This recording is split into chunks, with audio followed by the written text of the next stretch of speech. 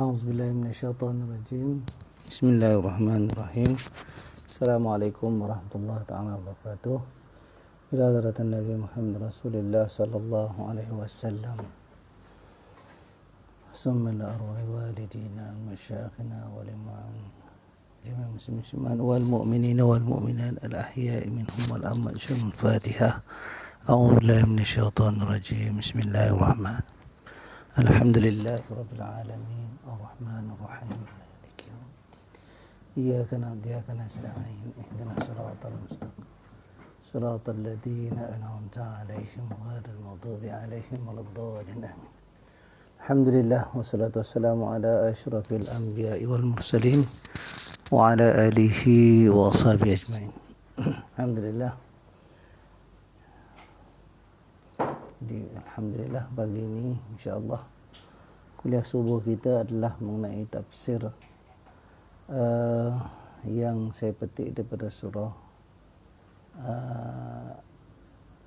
Al-Zalzalah.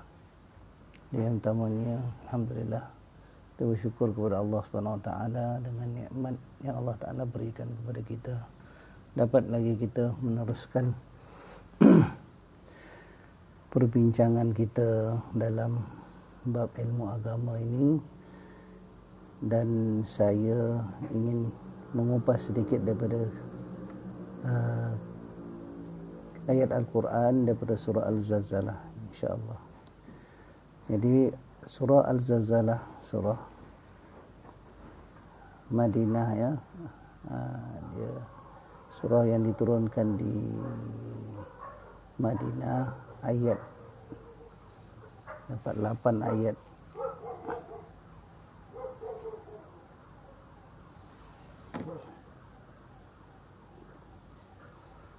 Surah yang diturunkan di Mekah, bukan di Madinah. 11 ayat. Jadi bermulanya auzubillahi minasyaitonirrajim. Bismillahirrahmanirrahim. Wal 'adiyati dhabha.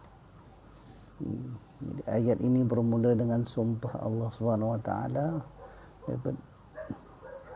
demi kuda perang yang berlari dengan kedengaran kencang nafasnya. Jadi ayat ini yang pertamanya kita lihat sekiranya Allah Taala menggunakan lafaz sumpah wal 'adiyati dhabha, maknanya Allah Taala bersumpah demi kuda perang yang tangkas berlari dengan kedengaran kencang nafasnya. Jadi Allah Ta'ala dia tidak bersumpah dengan sesuatu yang sia-sia. Allah Ta'ala bersumpah dengan sesuatu yang baik, dan sesuatu itu sebenarnya memberi makna yang besar kalau kita tinjau daripada kepentingannya kepada manusia dan kepada orang Arab pada zaman dahulu. Kuda perang ini merupakan aset yang paling berharga, disebabkan oleh kerana mereka itu adalah orang yang suka melakukan aktiviti peperangan. Orang Arab dulu suka berperang. Orang Arab dulu memang suka berperang. Jadi segala macam aset-aset yang berkaitan dengan alat kelengkapan perang ni sangat dijaga dengan baik oleh orang Arab. Dan sememangnya mereka bergantung kepada alat-alat peperangan ini. Contohnya kuda perang yang mereka latih, yang mereka latih kuda ini dengan harapan kuda-kuda ini akan memberikan sumbangan yang besar, akan menolong mereka di dalam mencapai kemenangan dalam perang. Jadi Allah Ta'ala memulakan surah ini dengan bersumpah dengan atas kuda perang yang memang orang Arab pun tahu.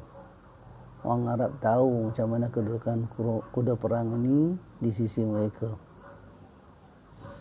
Kemudian Allah Ta'ala sambung, firman Allah Ta'ala ini bersambung lagi, falmuriyati qadha. Falmuriyati qadha, iaitu bila kuda ini berlari kencang, maknanya tapak kakinya yang biasanya kita tahu orang akan pasang ladam kuda, ladam pada telapak kaki kuda ini, maka apabila bersentuhan, bergeseran antara ladam kuda dan juga batu-batuan yang ada di padang pasir itu, oleh kerana kencangnya larian kuda ini, maka ia akan mencetuskan percikan-percikan api. Kemudian seterusnya Allah Ta'ala berfirman lagi, فَالْمُغِيرَاتِ صُبْحًا, dan kuda itu menyerbu musuh pada waktu subuh. Maknanya kuda perang yang telah dilatih itu, dia dengan kecepatan pergerakannya menuju ke arah musuh yang sedang berkumpul, ataupun musuh, sama ada mereka sedia atau tidak, maka pada waktu subuh itu telah menyeranglah angkatan tentera berkuda ini kepada musuh-musuh mereka.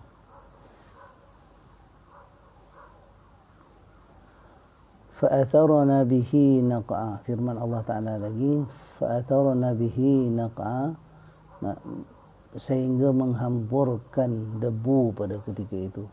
Dan oleh kerana kecepatan serangan kilat yang dilakukan oleh angkatan tentera berkuda ini, pergerakan yang sangat pantas ini menyebabkan perhamburan debu-debu yang berada di padang pasir pada ketika itu di tempat laluan perjalanan mereka. فَوَسَّطْنَا بِهِ جَمْعًا, lalu menggempur ketika itu di tengah-tengah kumpulan musuh. Dan kita lihat Allah Ta'ala menerangkan kepada kita, iaitu bila kuda ini, tentera berkuda ini sampai, kuda-kuda perang ini, tanpa rasa takut, maka kuda-kuda ini yang telah, kuda-kuda perang yang terlatih ini, dia menggempur musuh. Menggempur musuh dengan patuh sekali. Menggempur musuh dengan patuh sekali dan tidak akan berpaling ke belakang lagi. Dia hanya mengikut apa sahaja yang disuruh oleh Tuhan. Berbeza dengan binatang-binatang lain. Okay? Kalau kita lihat lembu, kerbau, apabila berada dalam bahaya, maka dia akan lari, dia akan mengelakkan diri. Berbeza dengan kuda perang yang dilatih oleh tuannya ini, mereka sanggup menggadaikan nyawanya sekalipun untuk meluru ke arah tombak-tombak dan juga pedang yang terhunus, yang mungkin dicelakakan, yang mungkin dilukai, yang mungkin akhirnya menyebabkan kuda perang ini sendiri terbunuh. Jadi begitulah setianya kuda perang ini kepada Tuhan. Okay? Jadi dalam 5 ayat yang pertama ini, Allah Ta'ala nak menggambarkan begitu setianya kuda perang itu kepada tuannya. Kuda perang yang telah terlatih, dia, kalau kita lihat kuda ini, makanannya, rezeki yang Tuhan bagi, Tuhan punyanya bagi kepada dia sangat sederhana sekali. Dia makan apa? Dia makan rumput kering. Dia makan bubur yang kualitinya sesuai untuk binatang. Jadi dengan segala rezeki, dengan segala pemakanan dan minuman pun sangat sederhana sekali. Apa yang dibagi minum tuannya, dia akan minum. Ini dengan itulah dia bertahan dan juga setia kepada Tuhan, kepada tuannya yang melatihnya. Jadi tiba-tiba dalam 5 ayat pertama ini menggambarkan tentang kuda. Masuk ayat ke-6, Allah Ta'ala berfirman, innal insana li rabbihi lakanud, Innal insana lirabbihi lakanud. Sesungguhnya, Allah Ta'ala memulakan dengan huruf taukid. Sesungguhnya, mana Allah Ta'ala tegaskan bahawa manusia itu sangat tidak bersyukur atas nikmat Tuhannya. Jadi ini perkaitan antara dua keadaan, di mana satu makhluk yang Allah Ta'ala ciptakan namanya kuda perang, satu lagi makhluk yang Allah Ta'ala ciptakan namanya manusia. Jadi Allah Ta'ala nak bezakan kepatuhan, macam mana keadaan kepatuhan seekor kuda perang yang diberi rezeki yang sangat sederhana oleh tuannya, hidup pun dalam keadaan sederhana, menanggung tugas-tugas yang berat, latihan yang keras setiap hari, ujian-ujian yang sangat berat, tetapi tetap bersyukur kepada Tuhannya, tetap patuh kepada Tuhannya, tetap berjuang bermati-matian bersama Tuhannya di dalam medan peperangan tanpa ada rasa ingin derhaka ataupun tidak patuh ataupun menyalahi apa yang Tuhannya perintah. Kerana dia sendiri faham, kuda ini faham, kalau sekiranya dia tidak mematuhi perintah Tuhannya, maka kemungkinan balasannya adalah lebih dahsyat lagi, iaitu kemungkinan dia akan dibunuh oleh tuannya. Itu dia implikasi dia. Tetapi Allah Ta'ala terangkan kepada keadaan manusia ini, sesungguhnya manusia sangat tidak bersyukur atas nikmat Tuhannya. Di sini cantiknya Allah Ta'ala bagi perbandingan antara kepatuhan manusia kepada Allah Subhanahu Wa Ta'ala dan juga kepatuhan kuda kepada tuannya, iaitu Allah Ta'ala bagi macam-macam nikmat kepada manusia dengan segala macam makanan, minuman yang hebat-hebat. Allah Ta'ala bagi segala macam rezeki yang tidak terhingga kepada manusia.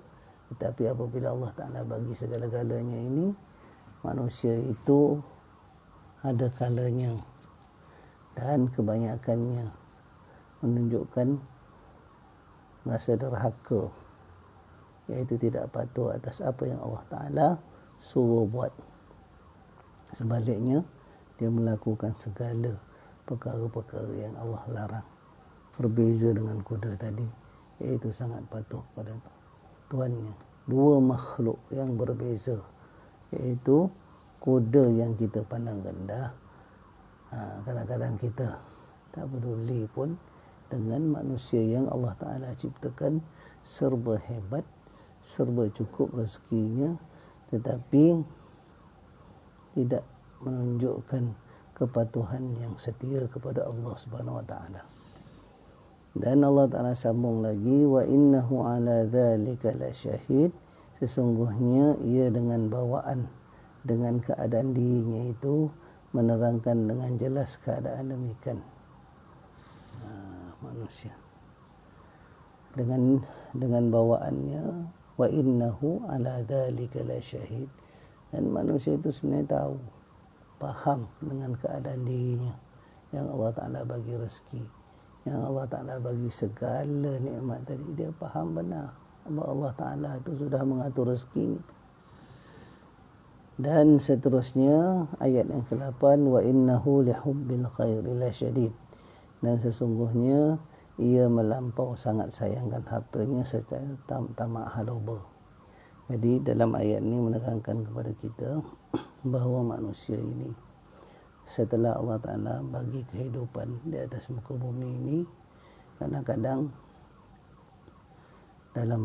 pada kebanyakan masanya dia sibuk menguruskan tentang hal-hal yang berkaitan dengan kehidupannya sahaja, kehidupannya yang zahir, yang di dunia ini, tetapi dia lupa kepada bahagiannya di akhirat.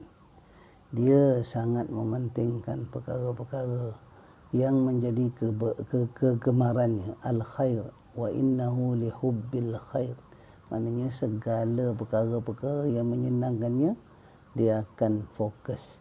dia akan tumpukan, dia akan cenderung ke arah situ sangat-sangat. Jadi bila kita lihat pada kehidupan kita, ini yang Allah Ta'ala nak peringatkan kita, iaitu kita ini, kita lihat pada diri kita sendiri, macam mana pembawaan kita, penghayatan kita terhadap agama. Kita sedar bahawa kadang-kadang kita ni kekurangan ilmu pengetahuan. Kekurangan ilmu pengetahuan yang menyebabkan kita nak menyumpur ibadah kita pun dalam keadaan yang penuh dengan salah dan silap. Akidah kita pun kadang-kadang tidak mantap. Pasal apa? Ilmu akidahnya tak ada, ataupun sangat-sangat kurang.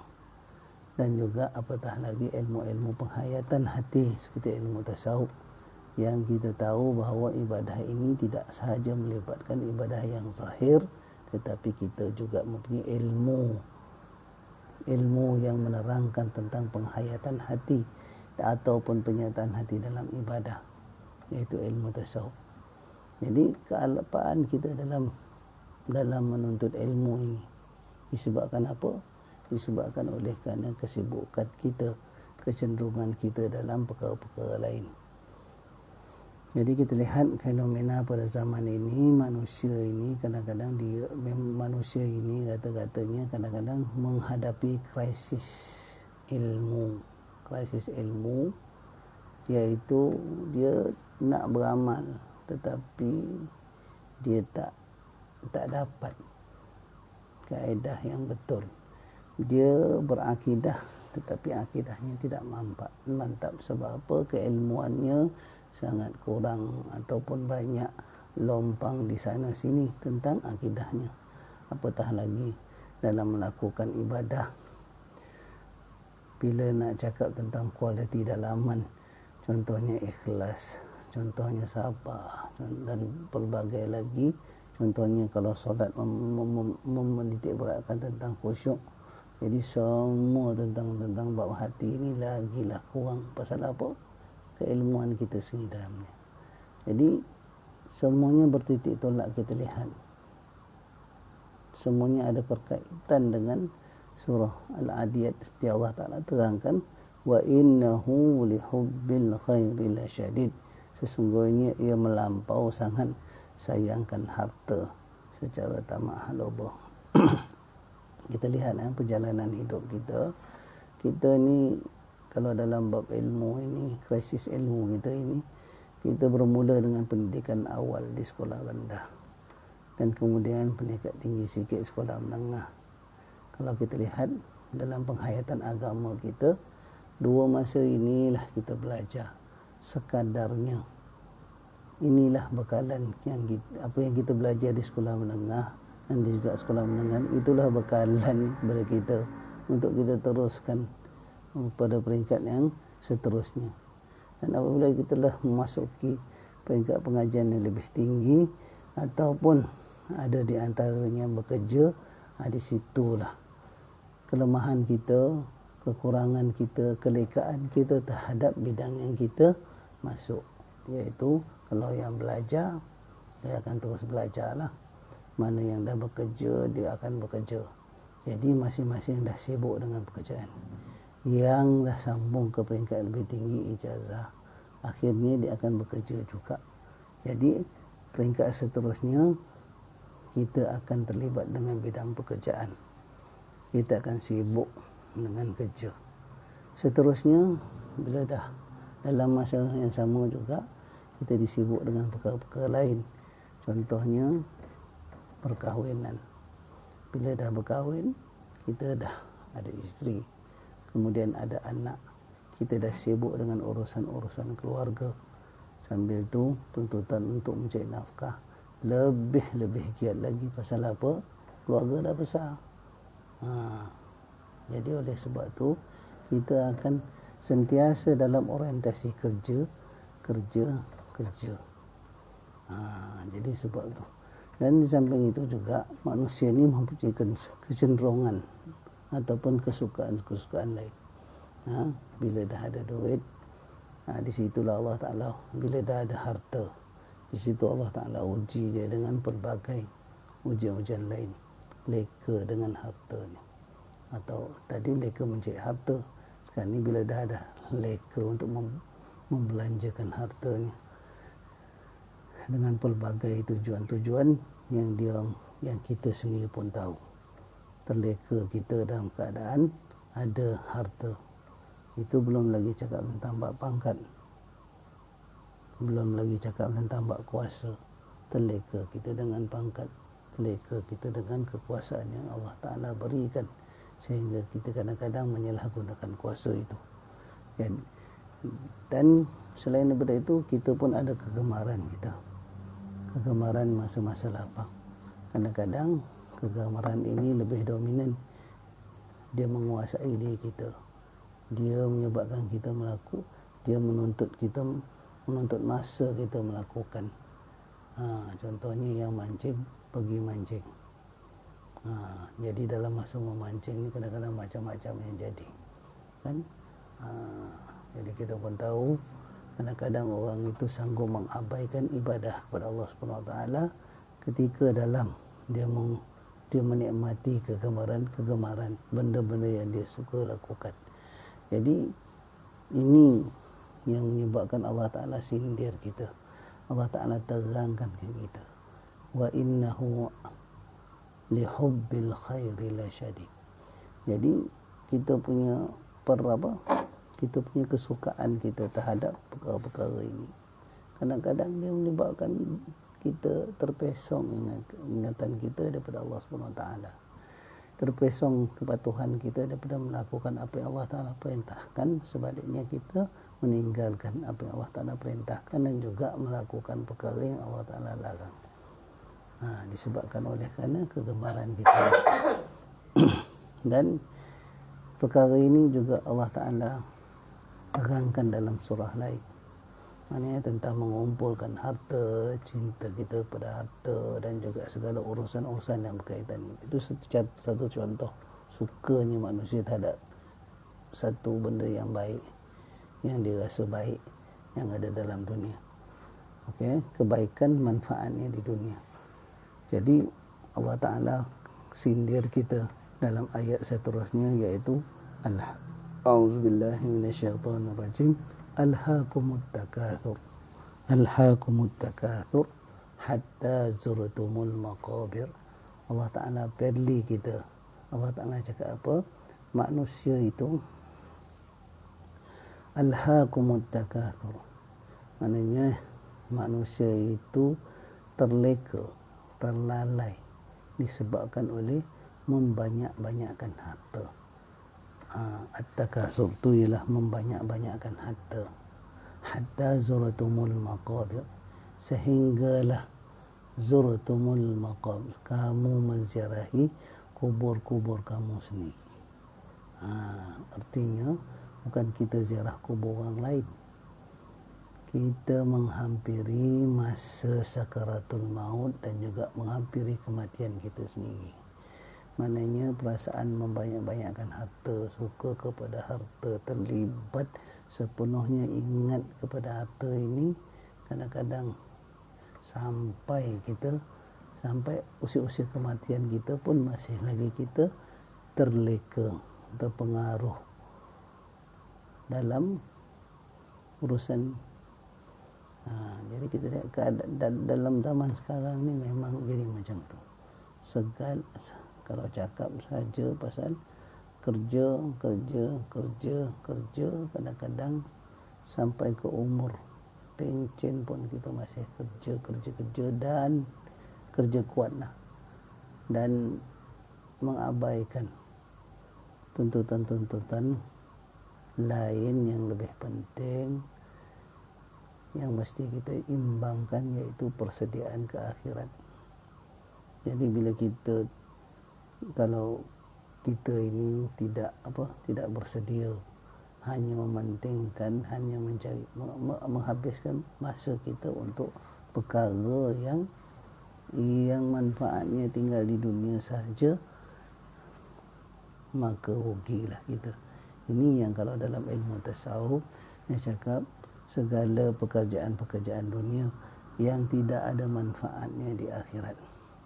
Maknanya kita mengutamakan kerja-kerja itu sehingga kita terlupa itu punya core business yang sebenarnya, iaitu kehidupan di akhirat. Maknanya pekerjaan kita tu mesti macam mana pun kita lapangkan masa untuk urusan-urusan akhirat. Kadang-kadang disebabkan oleh kerana kita sibuk dengan kerja kita, saya sentuh balik yang tentang tadi tu, kita terleka, kita terlupa nak top up ilmu kita.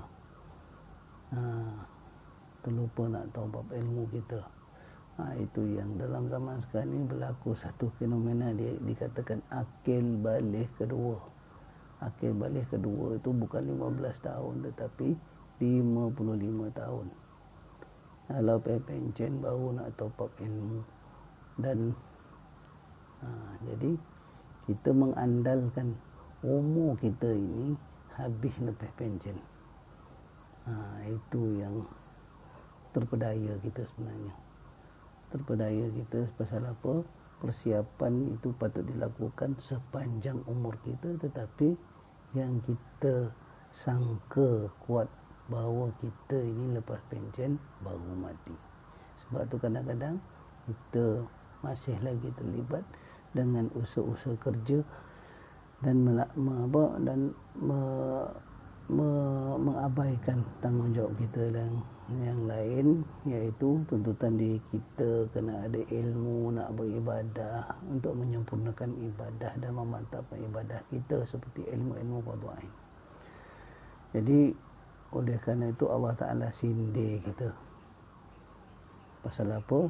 Dia tahu nature manusia ni sukakan harta, suka terlibat dengan urusan harta. Itu satu contoh. Belum lagi kuasa, belum lagi pangkat, belum lagi glamour dan macam-macam lagi yang kita suka. Kemudian Allah Ta'ala berfirman, afala ya'lamu idza bu'thira ma fil qubur. Tidakkah dia mengetahui bagaimana keadaan ketika dibongkarkan segala yang ada di dalam kubur. Jadi perkataan bu'thira ma fil qubur maknanya di dalam alam barzakh nanti. Kita akan bongkar, kita akan cari, kita akan usaha untuk teliti mana amalan-amalan kita yang boleh menolong kita, yang boleh kita manfaatkan untuk jadi penolong kita jadi di dalam kubur nanti. Kita cek mana aku punya sedekah, mana aku punya solat, mana aku punya sifat menolong orang, mana wakaf aku, mana itu dan mana ini. Semua kita akan bongkarkan. Kalau adalah. Kalau tak ada, apa yang ada keliling kita ialah kegemaran-kegemaran dan kesukaan-kesukaan kita yang tinggal manfaatnya di dunia, yang tak bawa ke akhirat, tak berterusan sampai akhirat tadi. Jadi ini akibatnya apa? Akibatnya kita terlalu cenderung ke arah membanyak-banyakkan harta, cenderung ke arah benda-benda yang kita suka dalam dunia tetapi manfaatnya tak sampai ke akhirat. Wa hussila ma fis sudur. Satu masa Allah Ta'ala berfirman, wa hussila ma fis sudur, dan dikumpul serta didedahkan segala yang terpendam di dalam dada. Tuan-tuan dan puan-puan, tengok yang macam mana segala amalan yang kita buat ini bukan saja melibatkan, dia bukan saja jadi ibadah yang zahir, maknanya kita nak utamakan yang zahir sahaja, tetapi setiap apa yang kita buat ni mesti ada kehadiran hati, mesti ada penyertaan hati, mesti ada penglibatan hati bila beribadah kepada Allah Subhanahu Wa Taala. Maknanya kalau sekiranya kita solat mesti ada ikhlasnya, mesti ada sabarnya kat situ, mesti ada khusyuknya di situ. Jadi kalau solat itu daripada segi zahir, contohnya segala rukun-rukun yang ada itu kita lihat daripada segi zahir, iaitu anggota zahir kita melakukan. Okey, tetapi sebenarnya dituntut amalan itu dilibatkan hati, yang lebih besar dilibatkan hati. Sebab apa? Allah dalam keterangan, sesungguhnya Allah Ta'ala tidak melihat apa yang ada pada badan kamu, pada yang zahir lah, tetapi Allah Ta'ala melihat apa yang ada di dalam hati kamu. Sebab itu ibadah-ibadah yang kita lakukan ini mesti ada penyertaan batin, iaitu penyertaan hati, selain daripada melaksanakannya secara zahir, secara yang dilakukan betul daripada segi zahir. Jadi mesti juga betul daripada segi batin, iaitu ada tuntutan penyertaan hati di dalam ibadah tadi. Iaitulah sifat-sifat yang baik yang kita belajar dalam ilmu tasawuf. Dan kita juga kena jauhkan daripada sifat-sifat yang tak baik yang kita buat bersama ibadah tadi. Contohnya, bila kita buat sesuatu ibadah pada Allah Ta'ala, jadi kita tak boleh ada rasa perasaan takabur, tidak boleh ada rasa perasaan riak. Dan ketika kita bersahabat, dilarang sangat kalau ada sifat hasad dengki. Sebaliknya, kena hiasi hati tadi dengan sifat pemurah, sifat ikhlas, sifat penyantun, sifat sayangkan sahabat, hati yang baik, sifat mengutamakan, apatah lagi sifat mengutamakan orang lain dalam kesusahan, sifat ithar, macam-macam lagi tuan-tuan. Jadi sebab tu kita kena, maknanya dalam ibadah kita kena adanya sifat-sifat baik ini. Sebab apa? Allah Ta'ala akan bongkarkan segala yang ibadah kita, amal ibadah tadi, termasuk amalan-amalan hati kita ketika kita beribadah kepada Allah SWT. Sebab tu dikatakan wa hussila ma fis sudur, dan Allah Ta'ala akan kumpul serta dedahkan segala apa yang terpendam di dalam hati manusia tadi. Inna rabbahum bihim yawma idzil la khabir. Ayat yang terakhir sekali, inna rabbahum bihim yawma idzil la khabir. Sesungguhnya Tuhan mereka, iaitu Allah Ta'ala sendiri, yang maha mengetahui, alimul ghaibi wa syahadah.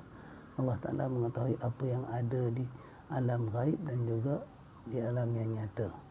Maknanya pengetahuan Allah Ta'ala yang maha mengetahui, yang mendalam tentang balasan yang akan diberikan kepada mereka pada hari itu. Allah Ta'ala sifatnya khabir. Khabir iaitu Allah Ta'ala ni sangat-sangat akan memberitahu tentang segala apa yang kita lakukan. Jadi ada perkaitannya tentang hati tadi. Maknanya segala amalan yang kita lakukan di dunia bukan sahaja secara amalan yang dilakukan oleh anggota zahir, tetapi amalan itu mesti melibatkan anggota batin, iaitu tuntutan hati, sifat-sifat yang baik tadi. Jadi tuan-tuan dan puan-puan, 11 ayat dalam surah ini menggambarkan kepada kita bahawa pentingnya persediaan di akhirat, pentingnya kepatuhan kita kepada Allah Subhanahu Wa Taala, manusia kepada Allah Taala, sedangkan kuda tadi yang kita sendiri tahu rezekinya sangat sederhana, dia sangat setia kepada tuannya.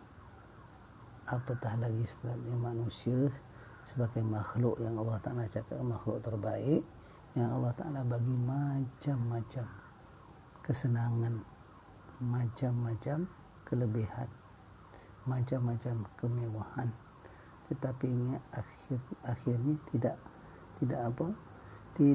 patuh kepada Allah Subhanahu Wa Taala, melupakan perintah Allah Ta'ala. Sebab apa? dia terpengaruh ataupun dia terleka dengan benda-benda yang Allah Ta'ala sediakan, bukannya dia menitik beratkan kepada yang maha pemberi rezeki. Dia hanya menitik beratkan rezeki saja, tetapi dia tak pernah menitik beratkan, tak pernah nak meninggikan Allah SWT sebagai yang maha pemberi rezeki, Ar-Razzaq, yang maha pemberi rezeki. Jadi macam mana dia tidak meletakkan Allah Ta'ala sebagai semua pemberi rezeki, iaitu dengan melakukan segala maksiat, perkara-perkara yang dilarang oleh Allah SWT, ataupun tidak setia, tidak bersungguh-sungguh dalam melakukan ibadah kepada Allah SWT. Jadi ambillah pengajaran daripada seekor kuda yang tidak, makhluk yang tidak ada apa-apalah kalau nak dibandingkan dengan manusia ini, tetapi dia memberikan komitmen, memberikan kepatuhan tinggi kepada tuannya, berbanding ambil pengajaran daripada seekor kuda. Jadi dengan itu insya-Allah kita sama-samalah belajar daripada surah Al-Adiyat, yang mana menceritakan tentang perangai manusia itu sendiri. Kalau sekiranya dia tidak ingat kepada Allah SWT, kalau dia tidak patuh pada Allah SWT, akhirnya kita akan rugi di akhirat. Tahunya mana bila masa kita berada di alam kubur, di situ kita tahulah segala kebaikan yang kita rasa baik di dunia, akhirnya kadang-kadang benda tu manfaatnya tinggal di dunia, tidak sampai di akhirat. Jadi setakat itu saja daripada saya. InsyaAllah sama-sama kita manfaatkan ilmu yang kita belajar ini. Saya sudahi dengan lafaz wabillahi taufiq wal hidayah. Assalamualaikum warahmatullahi taala wabarakatuh. Wallahu a'lam.